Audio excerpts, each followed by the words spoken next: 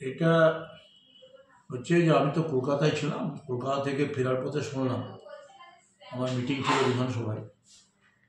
এটা যে চক্রান্তকারী একটা ঘটনা, এবং সেই ঘটনাতে হচ্ছে যে এখানে নবগ্রাম থানার ওসি বা আর কেউ যুক্ত আছে, কিভাবে আছে না আছে আমি তো না জেনে কিছু বলতে পারবো না।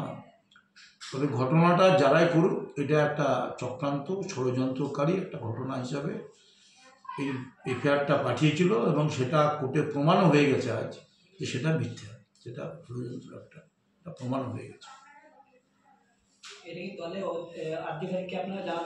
হ্যাঁ, এই বিষয়টা আমাদের কাছে খুব গুরুত্বপূর্ণ বিষয় না। আমরা এইসব বিষয় নিয়ে আমাদের ভাবারও সময় নাই। 21শে জুলাই আমাদের চ্যালেঞ্জ ধর্মতলা ভরানো, জননেত্রী মমতা ব্যানার্জির ডাক, সে ঐতিহাসিক ডাকে যাওয়া, সে কর্মসূচি নিয়েই আমরা ব্যস্ত। সুতরাং এই সমস্ত ঘটনা কে ঘটিয়েছে, কারা করেছে, এই সমস্তগুলি ভাবার আমাদের সময় নাই। আমরা নির্দিষ্ট জায়গাতে এইসব অভিযোগ আমরা করব, কারা করেছে না করেছে তদন্ত হবে, এবং সেটা আমাদের রাজ্য পার্টি আছে, আমাদের পার্টির নেতা অভিষেক বন্দ্যোপাধ্যায় তিনি আছেন, আমাদের জননেত্রী মমতা বন্দ্যোপাধ্যায় আছেন, এবং আমাদের যারা অফিসার আছেন, এই ওপরে ডিজি আছেন, অন্য অফিসাররা আছেন, তারা এসব বিষয়গুলি দেখবেন যে কিভাবে এখানে ষড়যন্ত্র হচ্ছে, এখানকার মানে থানা কিভাবে কাজ করছে, কর্ম করছে, সবটা নিয়ে হচ্ছে যে এটা প্রশাসনের নজরে আছে, ঊর্ধ্বতন প্রশাসনের নজরে আছে। এটা তার একটা কথা আমি বারে বারে, ধর্মের কল বাতাসে নড়ে, ধর্মের কল বাতাসে নড়ে, এই কথাটা হচ্ছে খুবই বাস্তব।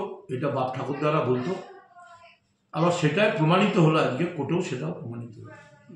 যারা প্রচার করছে তারা হচ্ছে তারা ওই ভদ্রলোকের বাচ্চা না শুয়োরের বাচ্চা, সেটা তারা জানে। শুয়োরের বাচ্চা হতে পারে, ভদ্রলোকের বাচ্চা হতে পারে, কুকুরের বাচ্চা হতে পারে। এই সমস্ত বাচ্চারা যারা করছে, তারা যারা করছে তো তারা করে জনগণ থেকে বিচ্ছিন্ন হয়ে যাবে। এই রাজনীতি করছি 50 বছর থেকে, তো মানুষের সঙ্গে আমার যোগাযোগ সম্পর্ক কার সঙ্গে নাই, প্রতিটি মানুষের সঙ্গে যোগাযোগ সম্পর্ক, সবাইকে আন্তরিকভাবে কাছে টেনে সবাইকে এক করে নিয়ে চলার চেষ্টা করি, পার্টিটাকে রক্ষা করছি। আজকে গোটা শুধু আমার নবগ্রাম না, এই খলিলুর রহমান যখন দাঁড়ালো ক্যান্ডিডেট এমপি, তাকে হারাবার জন্য অনেক ষড়যন্ত্র হয়েছে। আমি সেই ষড়যন্ত্র 3-4টে ব্লকে রুখে দিয়েছি। ষড়যন্ত্র খলিলুর ভাই, তার প্রধান সাক্ষী খলিলুর রহমান এমপি নিজে, যিনি প্রার্থী, তিনি জিতেছেন, তাকে জিজ্ঞাসা করলেই তো হবে যে কীভাবে ষড়যন্ত্র হয়েছিল তাকে হারাবার জন্য। আর সেই ষড়যন্ত্রকে আমি 10 দিন 12 দিনের মাথায় কিভাবে সেই ষড়যন্ত্রকে রুখে দিয়েছি সেটা আমি বলবো কেন? সেটা খলিলুর রহমান তো নিজে প্রার্থী ছিল, তিনি নিজেই জানেন, তাকে জিজ্ঞাসা করলেই হবে। সুতরাং এইসব করে শুধু আমার বিধানসভা না, আজকে সামগ্রিকভাবে গোটা জেলায় এবং আমার জঙ্গিপুর সাংগঠনিক জেলাতেও ছাড়া গোটা মুর্শিদাবাদ জেলাতে বহু মানুষ আছে যারা আমাকে ব্যক্তিগতভাবে চেনে, আমার সাথে আন্তরিক সম্পর্ক আছে, এবং যাদের মানুষের কাজ আমি দিনরাত পরিষেবা দেই, ট্রেনে আস্তে আস্তেও রোগী ভর্তি করে দেয়, রাত্রি 2টার সময় রোগী ভর্তি করে দেয়। অন্য বিধায়করা আমাকে ফোন করে রোগী ভর্তি করার জন্য অনুরোধ করে। এই সমস্ত প্রতিটি কাজে, কার টিকিট কনফার্মেশন থেকে শুরু করে, কার সমস্যা, কার জমি, কার আদিবাসী, কার শিডিউল কাস্ট, কার অন্য কাস্ট, সব নিয়ে তো লড়াই করেই মানুষ। তাই তো সকাল থেকে শয়ে শয়ে মানুষ আসে, তাদের সমাধান হয়। সুতরাং কে কোথায় কি বললো না বললো, কে কার ঘনিষ্ঠ বললো, তারা হয়তো মূর্খের স্বর্গে বাস করছে। তাদের বাবাদের হয়তো মানে তাদের বাবা ঠিক আছে কিনা আমি জানি না, তাদের বাবা হয়তো ঠিকঠাক নাই বলে হয়তো এরকম কিছু কথা উচ্চারণ করছে, তারা খারাপ করছে আমি তাও জানি না। আর হচ্ছে যে আমাকে একটা কথা বলছিল, আপনারা জিজ্ঞাসা করেননি আত্মসহায়ক নাকি, এই কথাটার আমি মানে জানি না। তা আমাকে একজন আনন্দবাজার জিজ্ঞাসা করেছিল, তো আমি বললাম যে রাজুর বাবার সাথে আমার বাবার কুটুমতালি ছিল, রাজুর বাবার সঙ্গে আমার বাবার ঠাকুর বাবার কুটুমতালি ছিল। তা রাজুর বাবা যখন মরে যায় তখন আমাকে বলেছিল যে ওদেরকে একটু দেখিস।